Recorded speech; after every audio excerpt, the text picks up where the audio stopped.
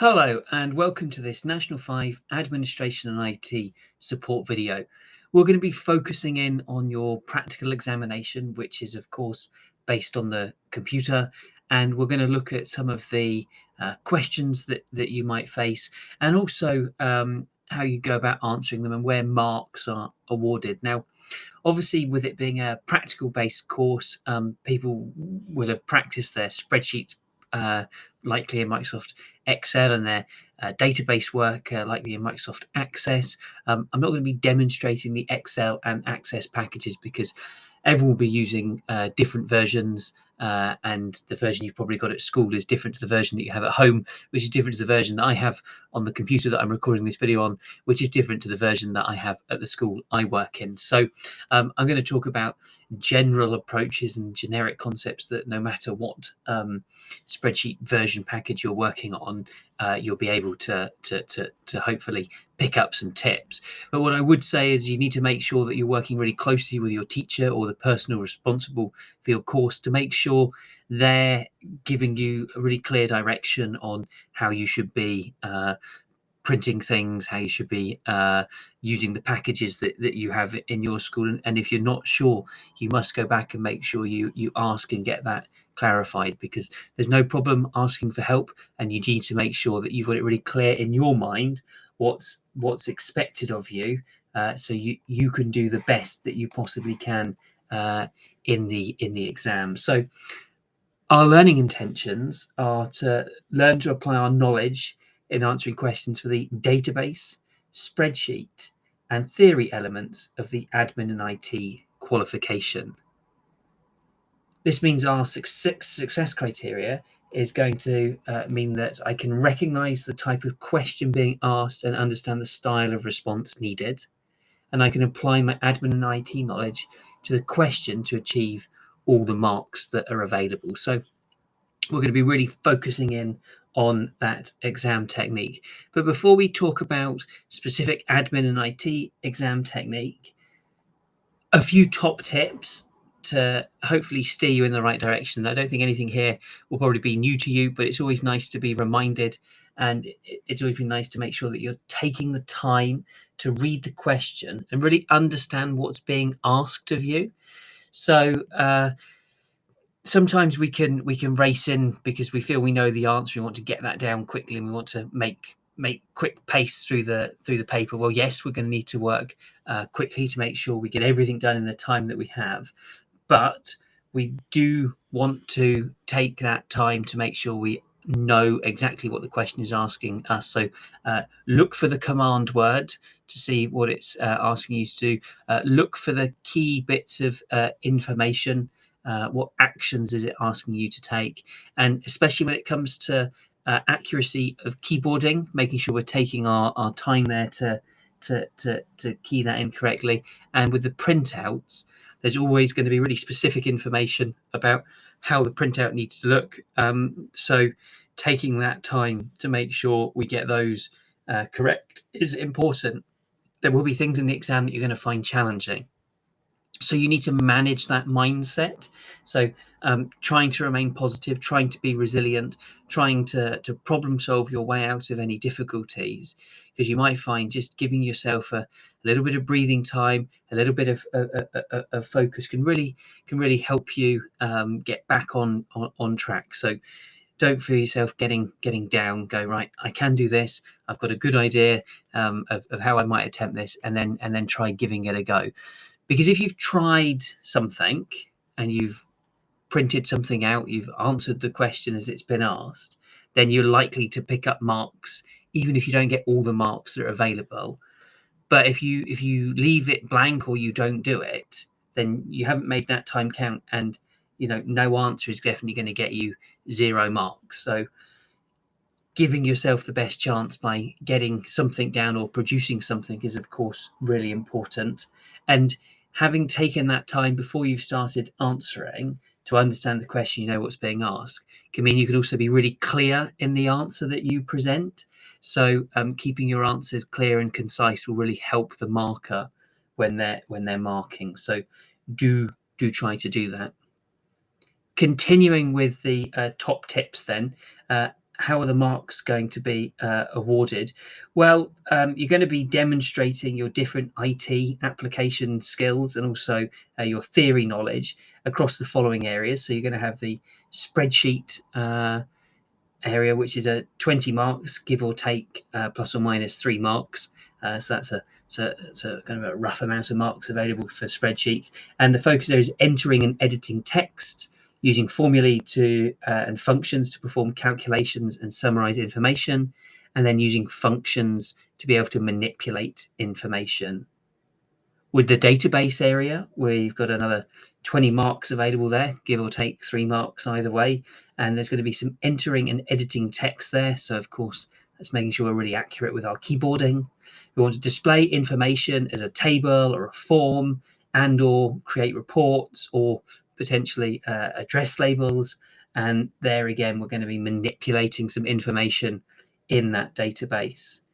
And then we're also going to have probably woven in there somewhere some theory marks, 10 marks available for your theory marks, and you're going to need to provide relevant responses to pick up those marks. So we've got a series of command words, and those command words, just to give you a little reminder of what they are, we've got an outline command word. So you've got to make a number of brief, relevant factual points up to the total mark allocation, and these should be really key individual key points, so no repetition there, and you don't need to have them in any particular order. And if you've got a question that asks you to get 3 marks, then you need to make 3 relevant individual points that demonstrate your knowledge of the subject.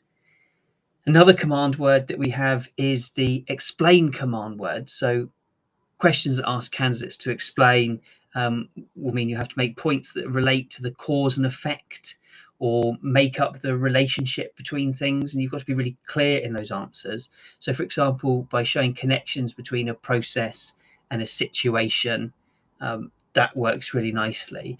And these should be key reasons and may include some theoretical concepts or the idea behind it. There is no need to prioritize your reasons there either. So you're just getting your answers down in any order.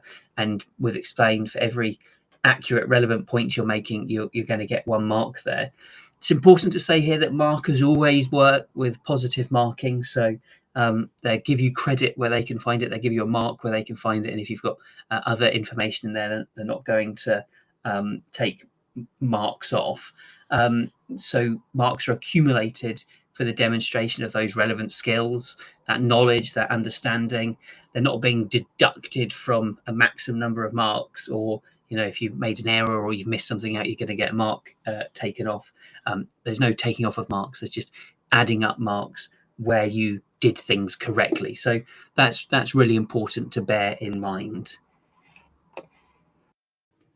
Up next, we have the describe command word. So you must be able to make a number of relevant factual points, which may be characterized and or might be the characteristics or the features as appropriate, depending on what's been asked in the question. These points may relate to a concept, a process, or a situation. But for that description, you've got to be building that detail out. So you're starting off with a relevant factual point to get the first mark, and then an additional mark could be given for building upon that first mark and developing that relevant point. So that might be an exemplification where appropriate. So that's you giving an example. So you'll give a factual point and then either provide more detail to that point or exemplify it by giving an example. A couple of other items to be aware of within this section. There's of course our printouts. So you're clearly directed, you're clearly told within the instructions as to what the printing requirements are for each question. Follow those directions exactly as they've been asked to make sure that you are getting the marks that are available for the printouts.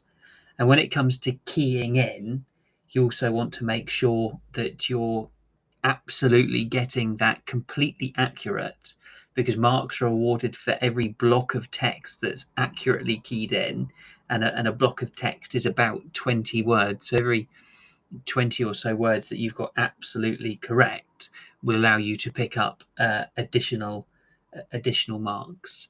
So let's talk a little bit then about this video. We're going to look at some questions on the screen. I'll pause the video, or you can pause the video, and you might want to be able to work through the question with the theory questions. A pen and paper will be fine.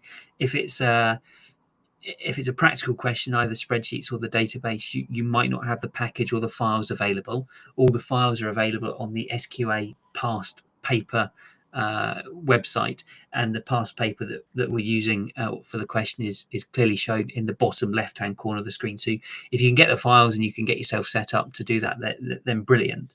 Otherwise, just a case of having a think about what formula you might use, or what commands that you might have to, or what processes you might have to go through. So you could always jot them down on a piece of paper of where you think you could pick up the marks, what type of actions you'd take, and then press play. And I've got some solutions which are labeled from the SQA, and we will just look and identify the key areas where marks are being awarded, and give some general principles around that marking. Okay, so let's look at this first database question then. You're an admin assistant at Ceilidh Clan, a Ceilidh dance club in the Borders. The committee is organising Ceilidhs in RIC, Jedburgh and Kelso and Selkirk, which are being held in the weeks leading up to St Andrew's Day in November 2019. The chairperson of the organising committee is Megan Breacon. The database file St Andrews Ceilidhs 2019 contains details of people who have purchased tickets for each Ceilidh and the venue information. Use the information and print the updated venues table showing all the fields. So it's a 3-mark database question. You'd obviously have the database file to work with, and we've got a little bit of information here from Megan to the admin assistant. You are the admin assistant, so you're going to need to make the changes. So, hi, change the format of the date of Ceilidh field to long date, and change the field heading max to max guests. Meridian Hotel has changed its name to Thistle Hotel. Amend this record. We have managed to find a venue for another Ceilidh. Add a new record using the details below. Waterfront Hotel, Melrose, max 100 guests, start 8 p.m, finish 11 p.m, date 29th of the 11th, 2019. Regards, Megan. So we now know what changes we need to make, and we've got that information. So pause the video now and give that a go. Okay, so looking at the answer then to this question, we know that we have a mark available. It's labelled 1D for the change date of Ceilidh format to long date. So you'll see the long date is now shown 16th of November 2019, whereas before it was just the short date that was there before. So you've gone in and made that change in the design view of the database. Keyboarding, you're being asked to make a change and also add a new record and amend a field heading. So to get all the keyboarding marks, you've got to get all those bits that are highlighted in yellow. So there's a fair bit to do there, but you've got to make sure that you're accurate with your information. So you need to get max guests in there. You need to get your Thistle Hotel updating that from what it was, and then you've also got the new entry of venue ID. That will be autofilled to number 5, Waterfront Hotel, 2000 hours to 2300 hours, Melrose 100, 29 November 2019. So all of that information has to go in there. 1 mark for accurate keyboarding there, and then a printout of the venue table showing all the fields on 1 page. So there's an important clue there. Print out a venue table showing all the fields on 1 page, and that's where you get your single printout mark. So see how max guests there is in all capital letters. You'll see the venue name, start time, end time, town. They're all in capital letters too. So if you haven't got max guests in capitals, then you won't pick up your keyboarding mark, because that's really important. Need to make sure you've got your Thistle Hotel updated, and of course the Waterfront Hotel as well. Notice the 24-hour clock has been used, so make sure that you've stuck to the 24-hour clock as well. And when you've printed it out, you need to make sure it's printed on one page. That's also very important, and that's how you get the 3 marks. So lots of things to get right, but if you get them right, then you've picked up the marks. So take your time to make sure you can get them right. Okay, let's look at another database question. You've received the following e-message. Print this information as a table, sorted by surname and showing only name and contact number, and it's worth 4 marks. Let's have a little look at the e-message. So the e-message says, Stephanie Semple is unable to attend. Delete her record. Text messages need to be sent to those who have bought tickets for the Kelso Ceilidh to inform them about the change of venue name. So some clear instructions there about what we need to do: deleting a record, and then arranging for a text message to be sent to those who have bought tickets to the Kelso Ceilidh to inform about the change of venue name. So I would give yourself a good 7-8 minutes when working on this question. Looking then at how we would answer that question, of course, the first place to obviously get a mark is the deletion action. So deleting that record for Stephanie Semple will mean it's no longer there, and that will be shown in the printout because it won't be there. So that's where you pick up the first mark. You're also going to need to have the criteria set so that it's showing Kelso. And that's going to give us 7 records returned. So if you've got those 7 records there, you've completed the correct criteria. So you've got yourself another mark there. You've then obviously been asked to sort it on surname as well. So the surname sort takes us from Anwar all the way down to Wilson in alphabetical order. And then, of course, having the printout showing the correct fields. And the fields we were asked for was the title, the first name, the surname, and the contact number. And all of that needs to be on one page. If you've got all the fields, or you've not got them all in the correct order, or you've included extra fields, or you've got it printed over 2 tables, or one of them's been cut off in any way or missed out, then you're not going to get that printout mark. So taking the time to make sure it looks presentable and has all the correct information is absolutely essential. Looking at our next database question then, the following message has been received about buying tickets. Create a form using all the fields and update the database with details. Insert the heading tickets sold and our logo at the top right-hand side. So you'll have the files available if you've downloaded them from the SQA website. It's a 7-mark question. You need to print a copy of Leah's form. And we've got a bit of information here about the form. So we've got the telephone message, Miss Leah Reid, venue ID 3, the number of 07890152990, Leah Reid at mymail.co.uk, 10 tickets for Jedburgh. And that's been received there by Elaine. So 7 marks, about 10 minutes. Maybe a little more if you need them. Pause the video now. Okay, so we've got a printout here of the form for us to have a little look at. And we can see from the form there are 5 marks available to kick ourselves off. So we've got our form header showing tickets sold, and we want that to be accurate. Don't go sticking your name up there or anything. Just keep that as it is. Nice and tidy, obviously. We're asked for the logo as well. So the top right-hand side, and it must be to the right of the center of the page to be able to get the mark. So that's 1 mark there for your logo. We've got 1 mark for your keyboarding. So you've need to make sure title, first name, surname, contact number, email address, the venue ID, the number of tickets, and the venue name. They're all accurate, as you'd expect. All those fields all those fields that are present and visible. So we should have 13 fields there available. You should only have the venue ID appearing once. You don't need venue ID twice, even though that's the field that does link those two tables together. So if you set it up originally, you might get that appearing twice.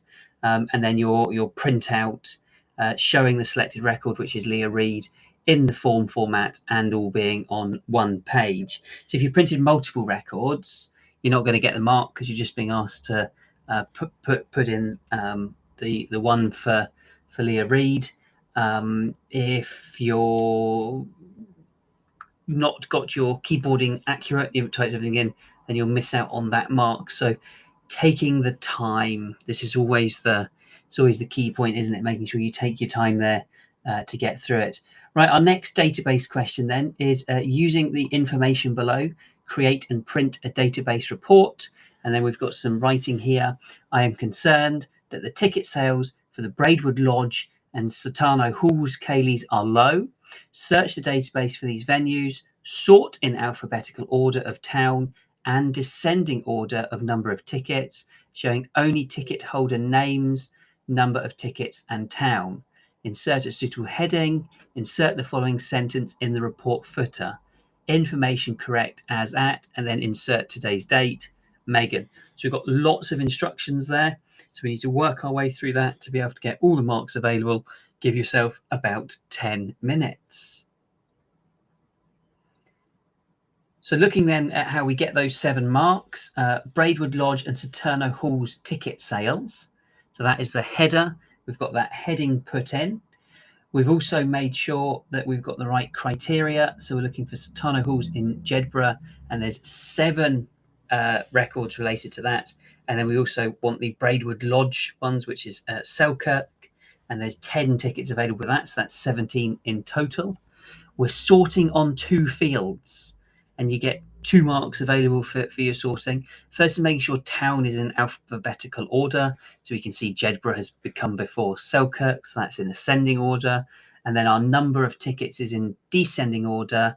So that's going from the highest number down to the lowest. And we can see if we look in on Jedburgh, it goes down 15, 12, 11, 10, 8, 6, 5. And then when we look at Selkirk, we can see it going down again from 20, 18, 16, 15, all the way down to 4. The report footer, you can see in the bottom left-hand corner there, you get 1 mark for getting your information correct as at, and then today's date. This exam was done in 2019, so the 25th of April 2019 is when it was sat. Keyboarding, so you're checking your keyboarding in the footer and the header. Making sure for your keyboarding with the date, information correct as at the 25th of April 2019, a little full stop should go on the end there. And if we've got anything else in terms of if you haven't typed in the footer, then you're not going to get your keyboarding marks. So you could almost penalise yourself twice there if you haven't followed the instruction. You can miss out on 2 marks. And then, of course, the printout of the report showing all the correct fields that we've been asked for. Title, first name, surname, and number of tickets with town. Get all that information in there to get yourself all 7 marks that are available.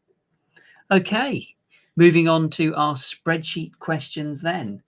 Megan has asked you to complete the price list so she can calculate the cost of a Cayley. Open the spreadsheet file Cayley costs and complete the worksheet price list. Print 1 copy in value view, landscape with grid lines only. Print 1 copy showing formulae, landscape with grid lines, and row and column headings. 3 marks available there. Just going to take yourself 5 or 6 minutes in the exam to get this done. Right, so where are the marks then? What does it look like? Well, here is what we want the output to look like. Can you see there? We've got our heading mark available for having put centered and boldened band members' wages heading in. And that will be one of our 2 printouts because it was looking for the value view. So that's that first view there is the value view, turning our attention to the formula view, which will be in landscape with our grid lines showing again. We're getting 1 1 mark for the each of the formulas. So you've got a sum formula for the goodie bag, which is located in B13, which is equal sum, open brackets, E10 colon E13, because we're adding up the sum of the items there. And then we've got our basic overtime rate, which is just below the basic rate. So the basic rate is 25. The overtime formula is basic times 1.4, and that's how that is calculated there. In terms of what's in the goodie bag, the things that we're summing up, that's the water bottle, name, tablet, and Kaylee souvenir on the right-hand side of your screen. So E10 down to E13, as I said. 2 marks available there for that formula. Right, so our next big spreadsheet question is up. Megan has asked you to record the cost of the Harwick Kaylee, open the worksheet Harwick cost statement, and complete it using the worksheet price list and the information below. Print 1 copy in value view, portrait with grid lines. Print 1 copy showing formulae, landscape with grid lines, and row and column headings. So there is 16 marks available there. So this is going to take up the bulk of your time in the exam. And we've got some information there which is going to go on in terms of the Harwick Kaylee. All 150 tickets have now been sold. The balloons should spell Kaylee. Additional items required. A selfie mirror, yes, ×1. Photographer, no thank you. Price of luxury hotel stay, yes, ×2. The 4 band members will each work 5 hours. 2 of these hours will be paid at the overtime rate.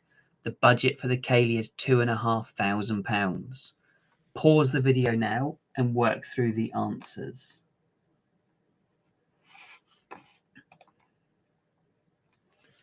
So looking at our first set of marks then, I'm showing you where you get 4 of your marks here.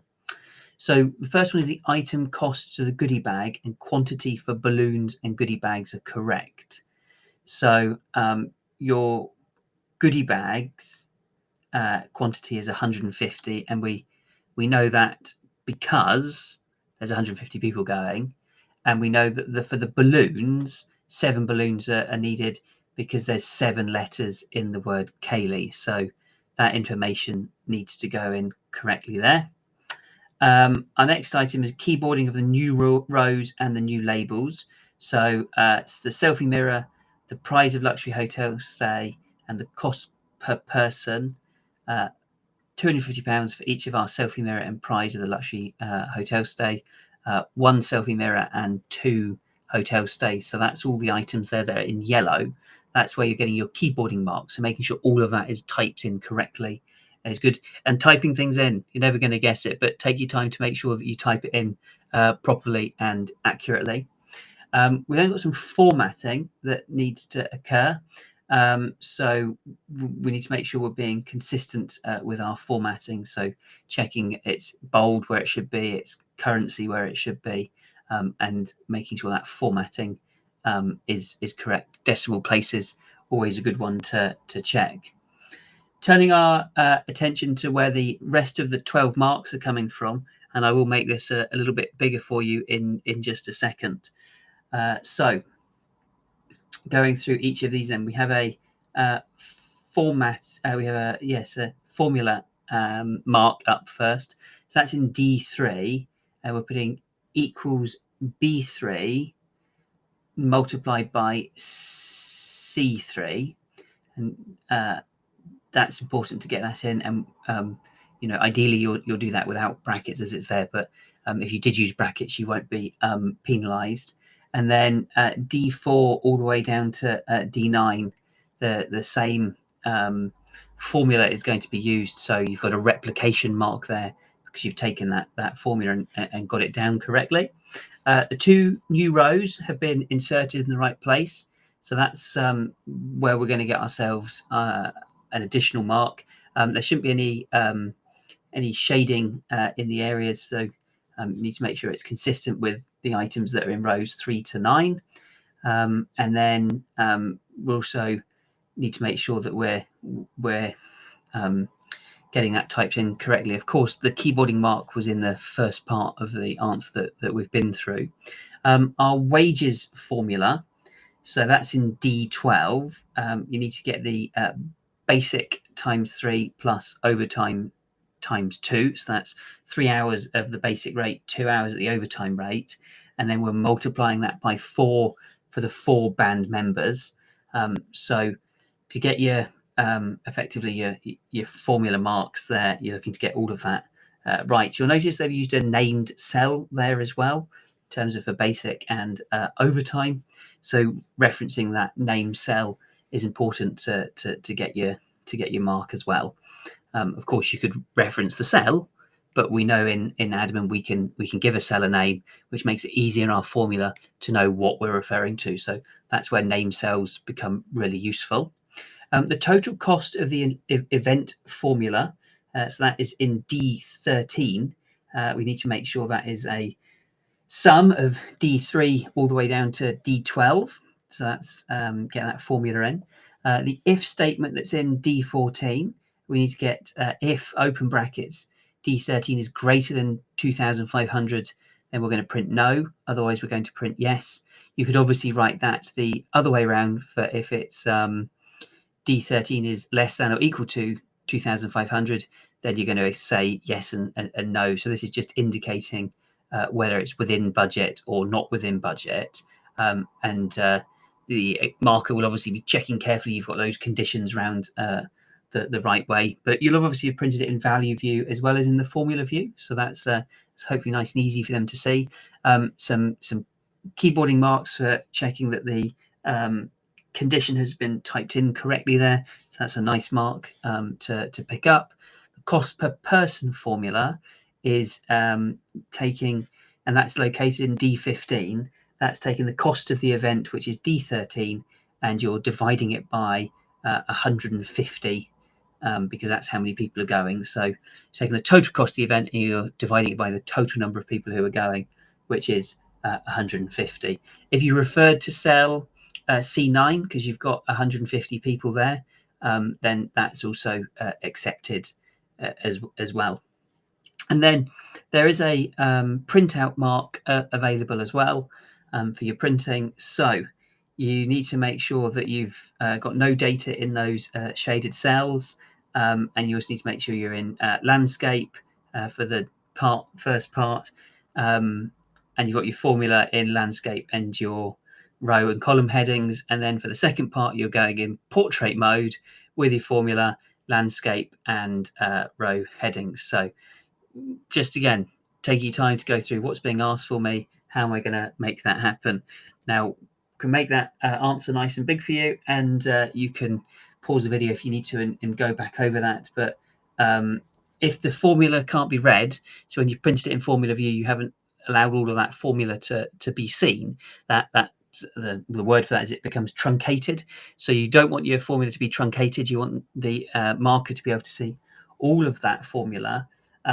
If you've inserted more than one row for some reason, or you've inserted more than the 2 rows that are being asked to put in, then you won't get your new row mark. Of course, making sure that you're making use of the right sum functions, that will be important. And just, as always, taking the time. So let's have a look at our final spreadsheet question, which is create a bar chart showing the total cost of each item for the Harwick Cayley. Print a copy on a separate sheet. 3 marks, so give yourself 5 minutes. Looking through then the answer and what this 3-mark question could look like, you've got an appropriate heading. So Harwick costs, Harwick Cayley costs, something along those lines would look good. You've got yourself the on the axis, you've got the clearly labeling what the cost values are and what the cost items are. So get those headings sorted nicely. Making sure then you've got the correct data put in. So there's 10 items there, making sure all 10 items are clearly showing, and we can see here where the costs are based upon that chart. And then we're going to need to print it on a separate sheet, so we're just seeing this spreadsheet. So if you've got other data in there, you've got the table of information as well, then that's not going to get you the mark. So making sure you've got that all right. If you've included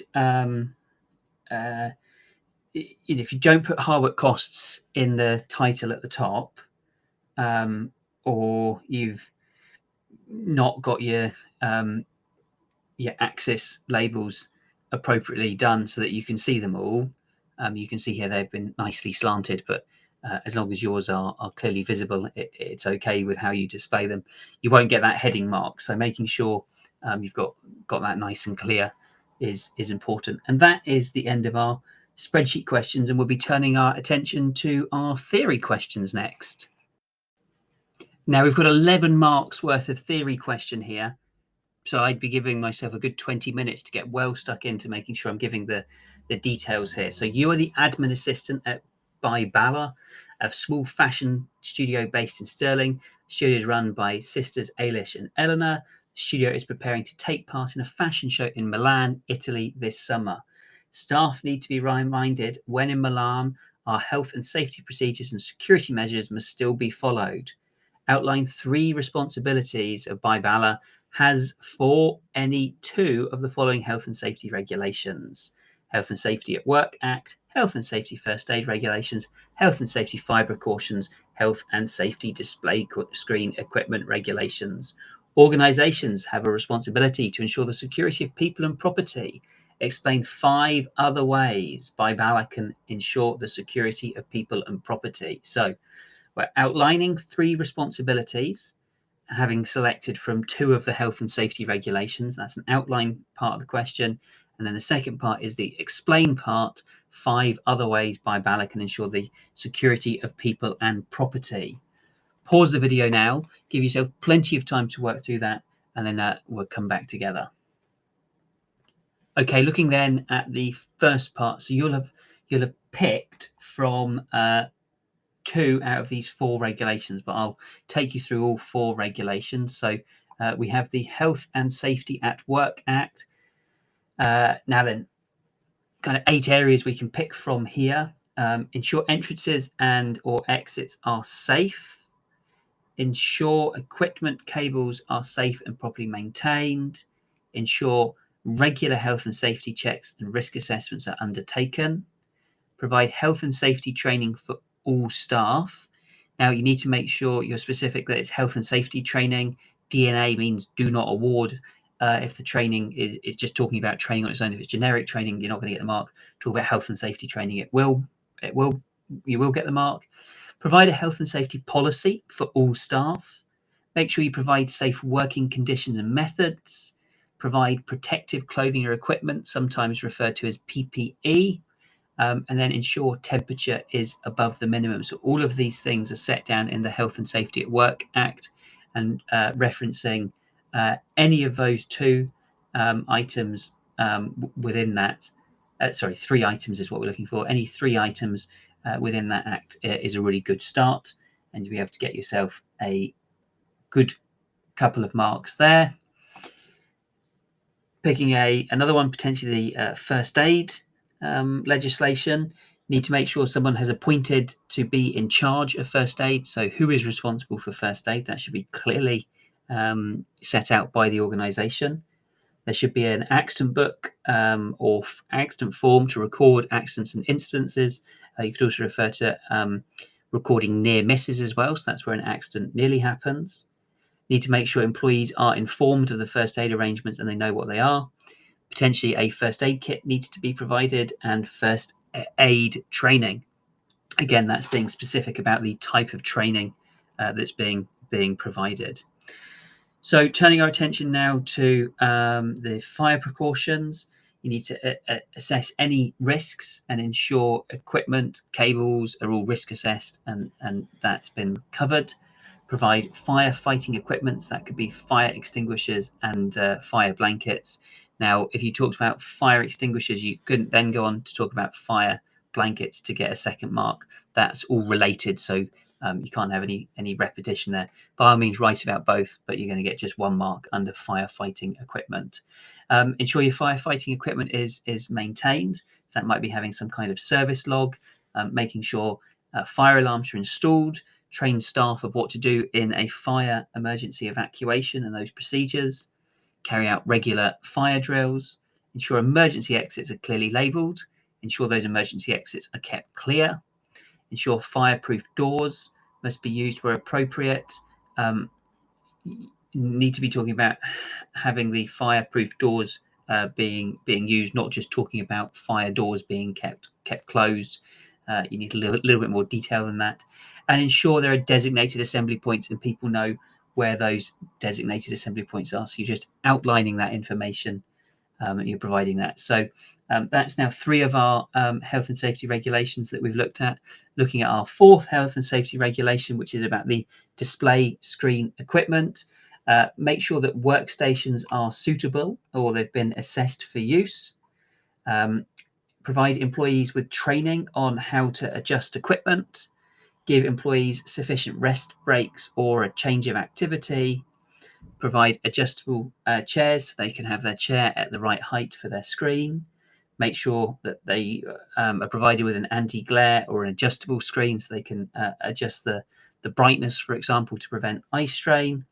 Provide appropriate wrist and foot rests to be able to stop them from getting repetitive strain injuries, for example, and also provide eye tests. And the display screen equipment introduction of that was really important. So whereas in Scotland we have free eye tests, in the rest of the UK people have to pay for their eye tests. So this gave employees a right to be able to get free eye tests from their employer and paid for by their employer. So you're picking 2 areas of health and safety legislation there, those regulations, and there's going to be 3 marks available from each set because you're outlining 3 responsibilities. So there's going to be 6 good points that you'll need to have made from there. So you get up to 6 marks for that first part. Turning our attention to the second part, where organisations have a responsibility to ensure the security of people and property. Explain 5 ways by Bala can do this. So you've got 6 marks for the first point and 5 marks for this second aspect. So the organisation should keep all of the equipment, including serial numbers, which will allow it to be identified. So that means if it's stolen, it can be reported to the police and easily identified. Potentially make use of CCTV cameras to monitor secure areas. Install locks or shutters on doors and windows to prevent theft. Employ security staff, have a reception area to monitor visitors to the organisation. Provide ID badges to ensure staff can be easily identified, and that would also include the use of visitors badges. Install swipe cards or PIN codes on doors to ensure staff can gain entry. Install an alarm system which can provide security 24 hours a day. Security mark the equipment with UV pens, which will allow it to be identified if stolen. They won't accept just a special pen. You need to be clear it's a UV security pen. Attach equipment to desks to physically prevent it from being stolen. You could install panic alarms, which provide reassurance to staff working in isolated areas. Provide staff with lockers to prevent loss of their own personal property. And the final option for a mark is making sure that visitors are signing in and out and issued with visitors badges, as I mentioned when we were talking about staff ID badges. So you could get up to 5 marks here, making sure you've clearly explained 5 of the points. So the 11 marks in total for the question. There's 6 marks from that first part across our health and safety regulations, and then 5 marks from the security of people and property, making sure you've fully explained the point to be able to give yourself it. So some really good questions to practice there. Now, that's it for this video. There is another video available referring to preparations for the 2022 exam. Please do go and check that out. But what's really important for me to say is if you're not sure about anything that's been covered, especially in terms of printing or formula in the spreadsheets or actions that you might need to take in the database program, then do go and speak to your teacher or the person responsible for your course to make sure you're fully prepared and you know what you're going to need to do when you get yourself in that admin and IT exam. But all that's left for me to do is to wish you the very best of luck, not just in your admin and IT exam, but in all your examinations. And hopefully you will get the grades that you deserve by working hard. Good luck.